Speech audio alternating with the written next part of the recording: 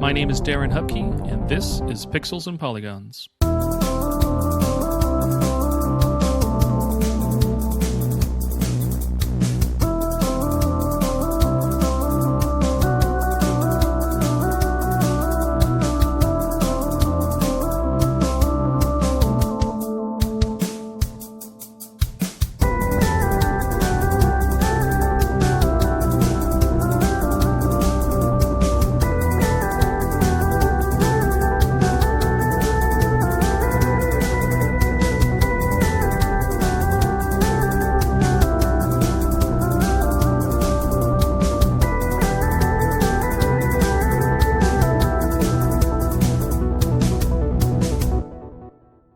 Hey everyone, welcome to another episode of the show, Pixels and Polygons, where I just have some conversations with some friends. We talk about a prompt or a question, just to evoke some fun dialogue, some fun conversation, just hear some fun answers, and maybe entertain y'all who are listening along.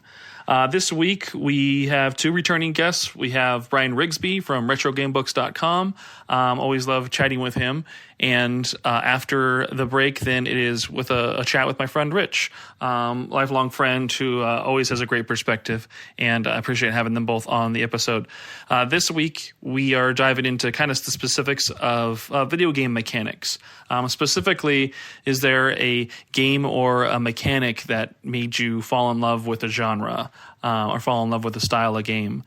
Which is kind of interesting, more of a broad question than last week's episode that was very specific, but still one that kind of evokes some interesting answers. Blah. But yeah, I had some fun chatting with both of them. Nothing too crazy to share up top, so I hope you all enjoy it. If you're listening to it on a podcast platform, please consider liking it or reviewing it or giving it a thumbs up or whatever the button is that you can press. And on social media, if you want to get involved and chat with me, at Darren Hupke on Threads and Instagram and Blue Sky. I think that's the stuff that I've been using. Yeah, that's all the stuff I've been using lately. But shoot me a message if you've been liking it and you've been enjoying it, and maybe if you want to posit your own questions that you'd like to hear us answer. And other than that, yeah, see y'all next week.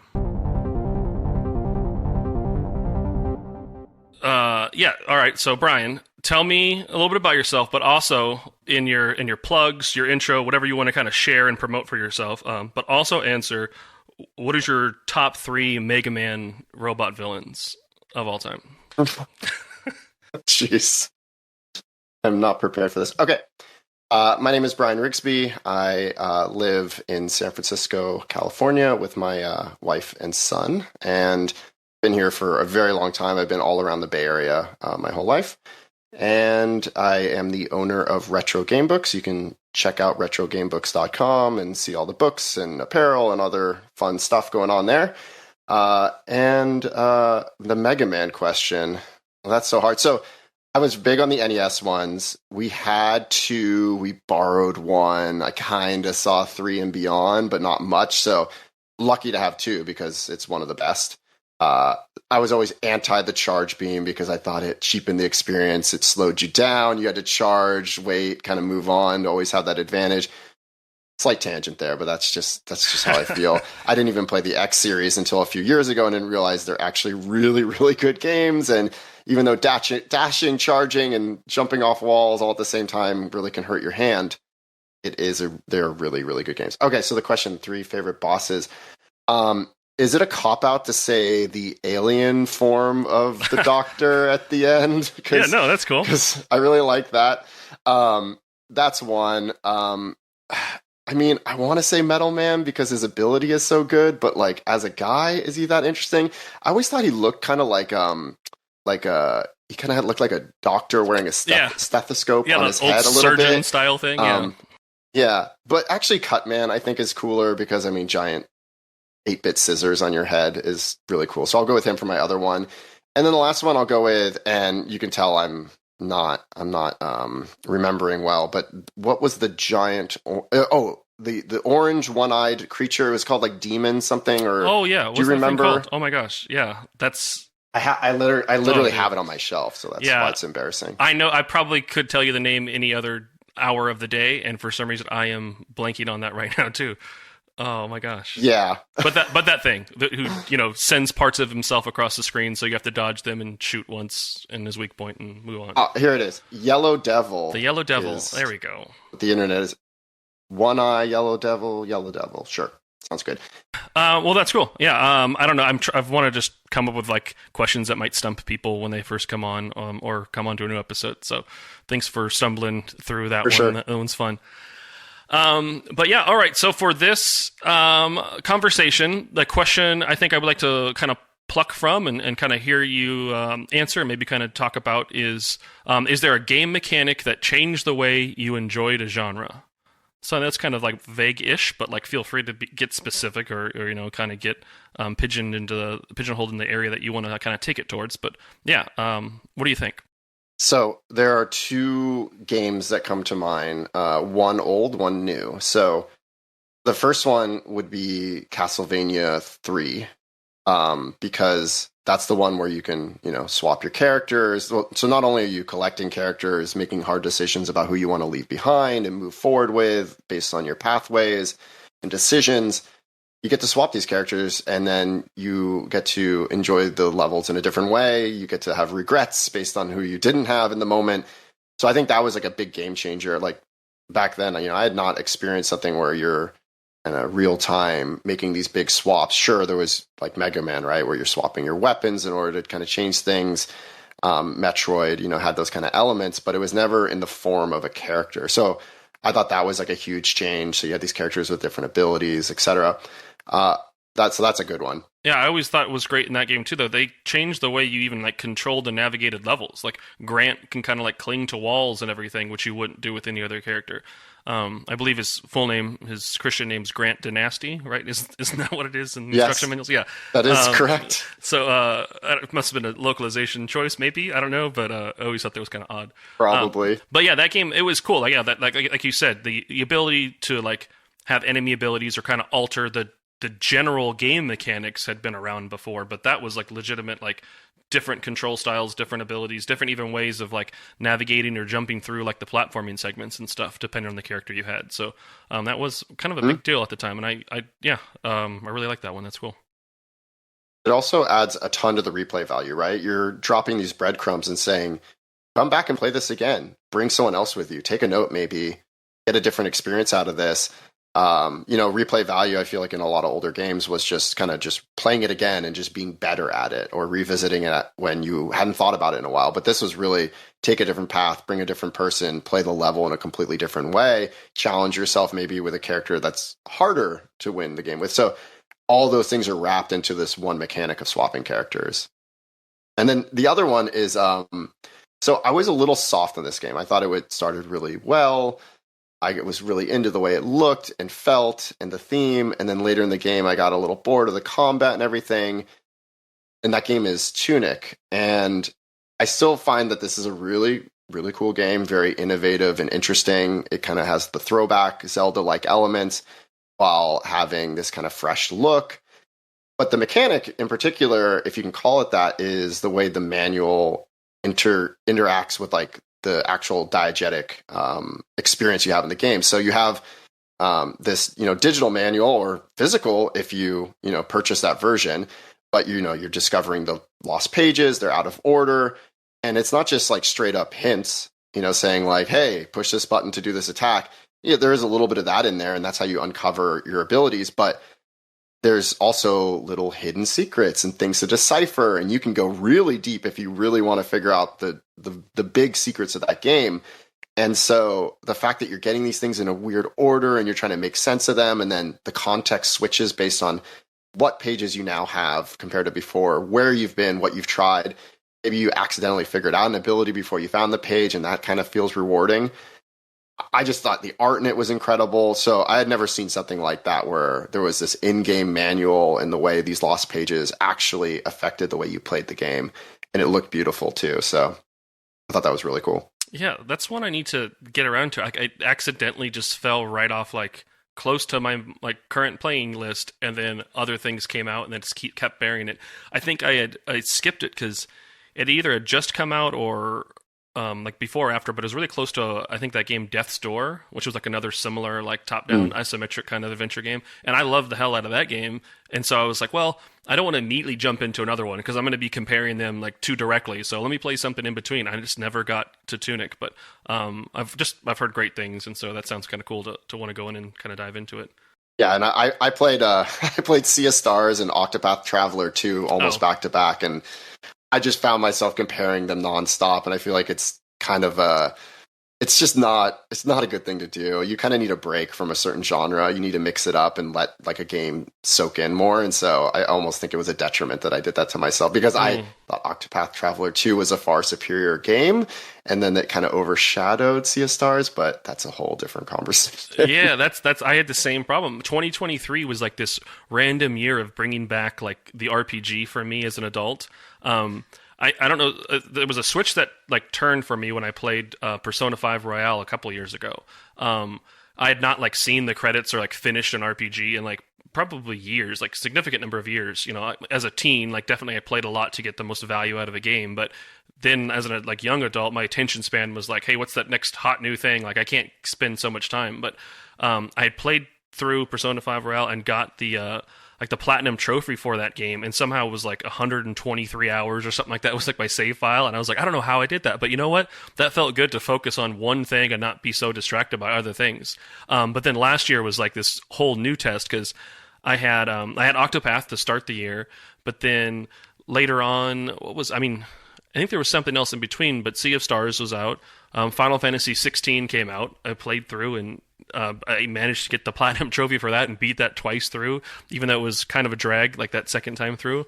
And then Star Ocean Second Story Arc came out at the end of the year, and I'm like, you know what? Like, why not go for like the turkey here and do like a third like long RPG experience? And I managed to play the hell out of that and get the platinum trophy for that game too. And I never used to be like the completionist style like gamer, but like all those games I got the platinum trophies for, like for Octopath, Final Fantasy, and Star Ocean Second Story Arc. And then in between that, Wow. that same year in January, that Theater Rhythm, that music rhythm game from Square came out as well. So like that had like an RPG style like moments to like get through with stages, and platinumed that thing too. So I played a lot of games last year that were like huge time sinks, but I probably only played like 9 games in the entire year or less, you know, but they were all just massive time sinks that maybe give like hundreds of hours away.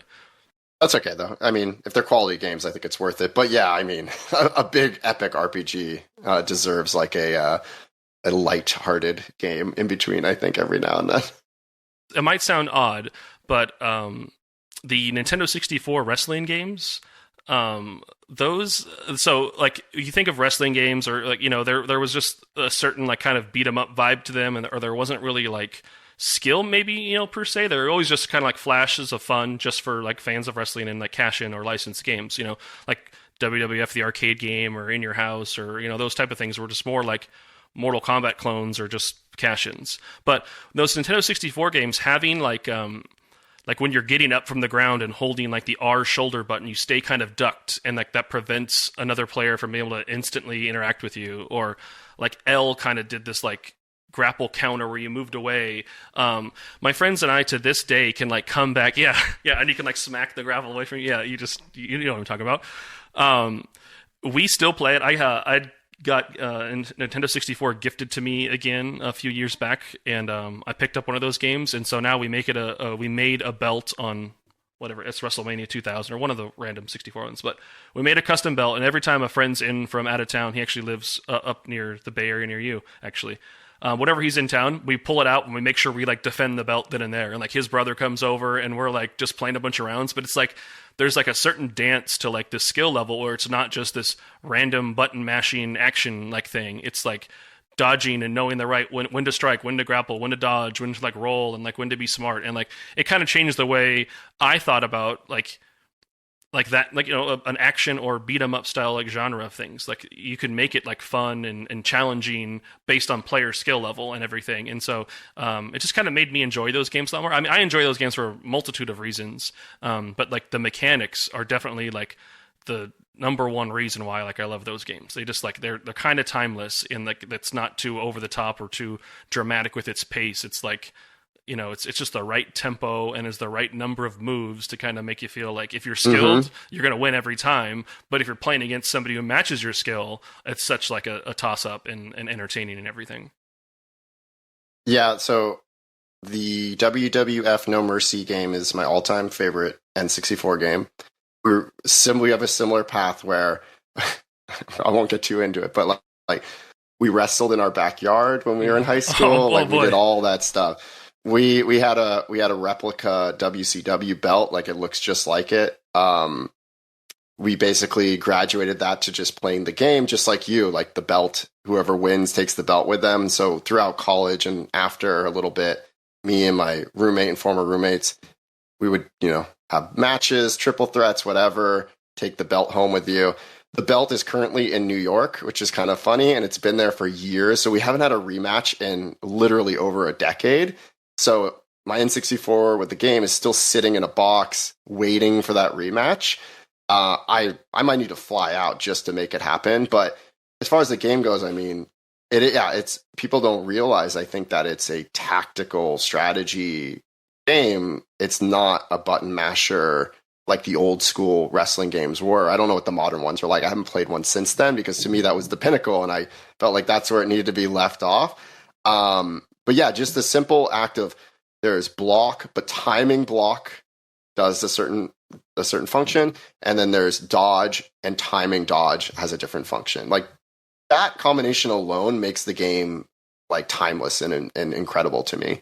I don't know about you, but we also had like moves that were outlawed. Like we had our custom characters, and we're like, that's too OP. You can't do that. We also had like unwritten etiquette where the matches would last for 45 to an hour because you had to have an epic finish. If you just did one move and pinned the guy, that's so boring. You got to jump off every top rope, all four corners.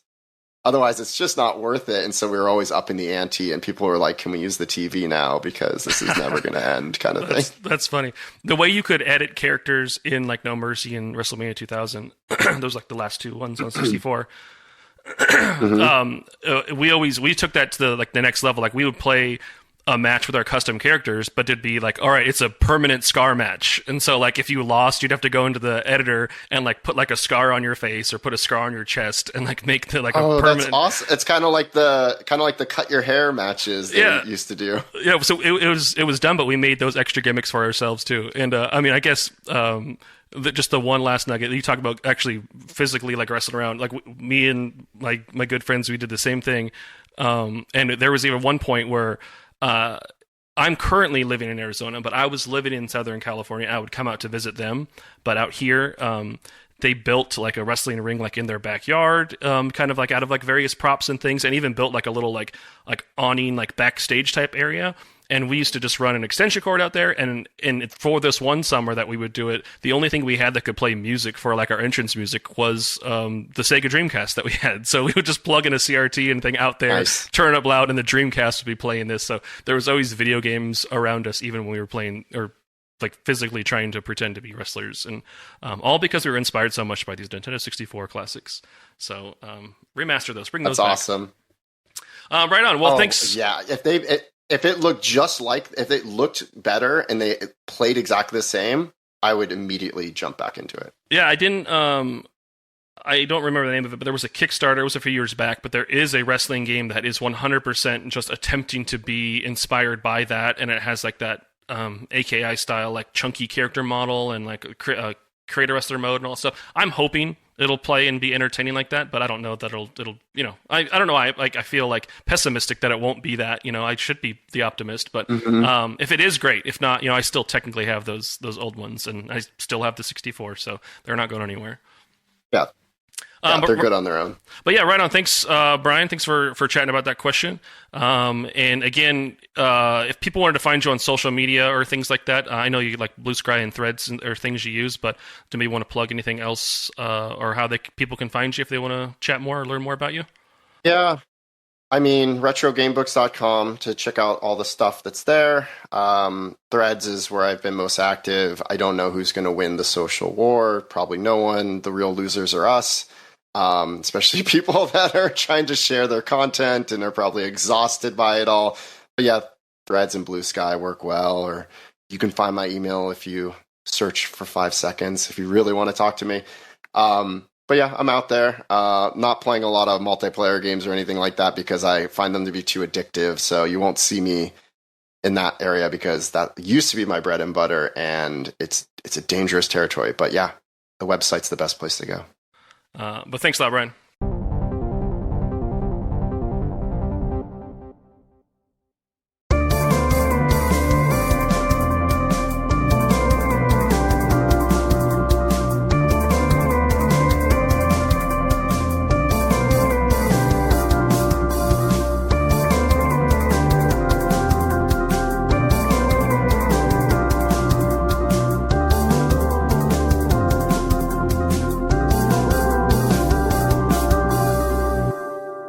Rich, maybe introduce yourself to me, or introduce yourself, not to me, I know you.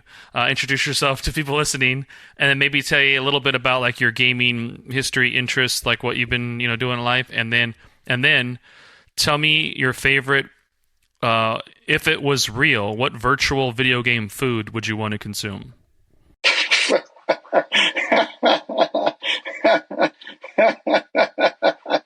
None of it.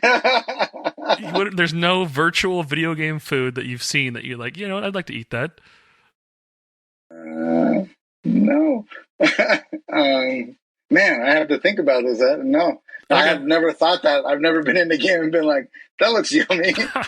I mean, I guess, yeah, I don't know. The original... Oh, go ahead. Go ahead. Oh, I was going to say the original Teenage Mutant Ninja Turtles on NES, they had like the pizza icons and slices, did you want Ninja Turtles pizza? But it didn't necessarily look the same. I was just like, ooh, pizza. No. I mean, the food in, I think it's called the Bob the Diver I've been playing on the Switch. Oh, yeah. Some of those plates that you put together look pretty snazzy. So I couldn't name a specific one, but I would like to try some of that food. Okay, we'll call that your answer. All right. But now let's go backwards in time. Introduce yourself and maybe a little bit about your gaming background. All right. So, hey guys, I'm Richard. I don't know. I've been playing games my whole life. Probably got my first system in 1985. I got an SNES for 85? Christmas. 85. That's right. That wasn't an SNES. No, just an NES. Oh, I thought you said SNES. I might have slipped up, but okay. No, NES. I got it for Christmas. But I had a cousin that had an Atari before that, and we would kind of mess around on that. The one you had to put the cartridge in and load it up and wait for the game to start. So I kind of started back in those days. I was a GameStop employee for a large part of my life for 18 years. Boo! Oh, the evil corporation. But anyways, that fed a lot of my gaming needs and just introduced me to a ton of different games that maybe on my own or through the people I met through that job, I probably would have never played. Many games that you introduced me to and games that other people did. So that was really cool. I mean, for all the bad, I mean, it was like my first adult job, quote unquote. I also have a history there with you. For all the boring and wasted time that may have been, it did introduce me and you together. So it sure did. I mean, at least it was. I can say it's worth it for that reason alone. That was the shining diamond of my life, was meeting you, my friend. Cool. Well, right on. Well, we're going to answer a question today. And that question is there a game mechanic that changed the way you enjoyed a genre? And we can broaden that a little bit. Maybe not specifically a mechanic, but maybe a game that changed the way you enjoyed a genre. Yeah, I don't have a specific mechanic, like a small mechanic, but a game was back on the 360. A Metroidvania game named Shadow Complex came out. And prior to that, I hadn't really even dabbled in that genre, maybe seen it. I was aware of Metroid and those games, of course, but maybe they weren't as mainstream as they are now, but I was never into Metroid. And that game, for some reason, just caught my imagination, and I started to play it, understood it, went through everything in that game, completed it, and that opened up, avenues towards going back and playing the original Metroids and playing games of those genres, and then going forward, wanting to play as many of those games as I possibly could get my hands on. Yeah, Shadow Complex was cool. Like, I actually maybe only played an hour of it. I, for whatever reason, didn't get enough into it to like get hooked by it. But I really did appreciate it because that was like, it wasn't the first, but it was one of those like original arcade games that was like beyond like Geometry Wars or like a small scale experience, because they had that like limitation to like the size that the games could be and everything. And then Castlevania Symphony of the Night actually was the first game to break that file size limit, coincidentally, of Metroidvania title itself, the father of the genre. But yeah, Shadow Complex came out, and then like that was like I don't know, like that helped change the entire landscape of like digital downloads, indie games, downloadable games, and that type of thing, because it wasn't just Minesweeper or whatever, like little bite-sized games that arcade was up to that point. It was now original like experiences that were just as entertaining and valuable as like disc releases and everything at the time. Yeah, I just found it entertaining, and as you know, I like to kind of move through games. I don't like to just sit on a game for hundreds and hundreds of hours. I kind of like to move through a beginning, a middle, and an end, and kind of get through it. So I felt it had a good pace, and I found that a lot of Metroidvania games have a good pace if you kind of just stick with them and really learn the the mechanics of the game per se, and just push through it. I just love that it introduced me to that. Games like Guacamelee. I know you've played that a lot. Oh, yeah. Those type of games are just amazing. I love Guacamelee. 1 and 2, Drinkbox Studios. I wish they made a bajillion other games. I would buy anything they make to this day. And Guacamelee is fantastic. Yeah. So would you say you're now a fan of the genre in general because, from that jump? Oh, most definitely. Yeah, like I said, I've played a bunch of them. Like we mentioned Guacamelee, like Ori and the Blind Forest, like things like that. Right now, the new Prince of Persia that came out is also set up in a Metroidvania style, and it's very good. So it basically opened the door to me going, oh, these games have a lot of value. They do have story that develops, and especially as time has gone on and, graphic capabilities, have enhanced the experience. I just think they're getting better and better. That's cool. Yeah, I realized as we came to the show to answer this question, do I have an answer to one of these? Is there a game or a mechanic that changed the way you enjoyed a genre?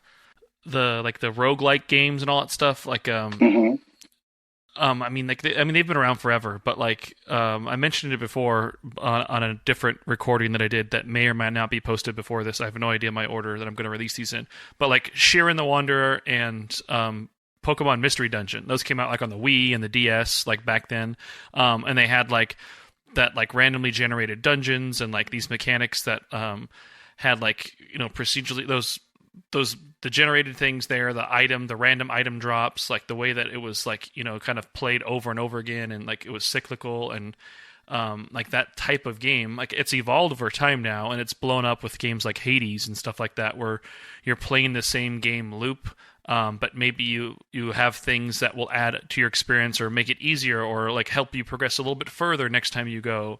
I never liked those types of games typically, because I always thought they were maybe like too difficult or too challenging to like get it right in one go. But Enter the Gungeon specifically like helped like flip my mind on enjoying those types of games. Like it's brutally tough, but like really pushing myself to be just a little bit better, like have like a little bit more skill. Like, I don't know, I got addicted to the loop of that game, and even though it didn't reinvent the wheel per se, it was still like, there was something there that was like, I think it was the pace, because like, even if you did die, like you could start over again and get like right into the grind of the, like, starting all over again pretty quickly, and it was just like quick, fast fun, and like simple controls to like learn, but like complex to master and everything. And I just think like the roguelike and roguelite, they're both kind of two different threads of the same like genre stream. Those games I didn't previously enjoy much at all, and now like there's games like Dead Cells, on PS4. Like I don't know if you ever played that one. Like I really loved that one. Just like the way you can kind of customize your runs, and you were randomly given abilities and skills that you were like, didn't matter how good you were, if you were given an item that you weren't that familiar with, you were like now needing to like master that to kind of keep playing. And yeah, I look forward to those modes. Yeah. That's interesting. Yeah, that's been a genre that has still kind of evaded me, and maybe it's just not taking the time to kind of understand the mechanics and kind of get through the game. You know, as I mentioned earlier, I might be a little impatient sometimes when I play games. The only one that kind of stuck with me in that genre was PS5. Just recently, in the last couple of years, the man, I can't think of the name right now, but it's with the girl that's from Game of Thrones. She's the main character in the game. Brienne of Tarth, the big, tall, blonde lady. What is it called? Like Restoration or something of that nature. Returnal. Similar. Returnal. Thank you. Yeah. That I found fun and kind of exciting. And to your point, like you would die, but you would just hop kind of right back into the action. And maybe I just understood the mechanic that they had designed in that game better than some of the other ones I've tried. But that's the one that kind of stuck with me the most. But I can't say that I've fallen in love or enjoy that genre quite yet. Yeah, that one was quite unique because it mixed like almost like bullet hell shooter aspects with 3D platforming aspects, and then like all that roguelike and like repeating mechanics. That was a very original game. So I really like that Sony helped kind of put that thing out. Housemarque, I think, was developer. The other one to consider trying to get your feet wet. I still haven't played it myself, but that expansion to God of War Ragnarok, it introduced like this. Is it? Yeah, that whatever that little DLC extra bit they released was like you enter in an instance space where different waves of enemies and different modifiers come into play and make like each of your cycles different. But it also has like a story element to it that I've wanted to try, but I just still haven't gone back to dabble into that. Interesting. I'm gonna have to try that out. I was unaware of that. But right on. All right. Well, thank you, Rich, for answering that question. Yeah, we'll have you on for many more episodes in the future, I'm sure. Not I'm sure, I guarantee it. I guarantee it. Yep, I'll be back. Thanks for having me, Jay.